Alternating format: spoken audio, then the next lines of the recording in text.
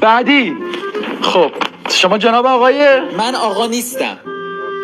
خب خانومه؟ من نه زنم نه مرد. یعنی چی؟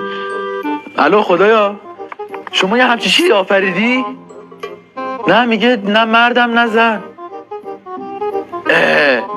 باش خدا هم در جریان نبود.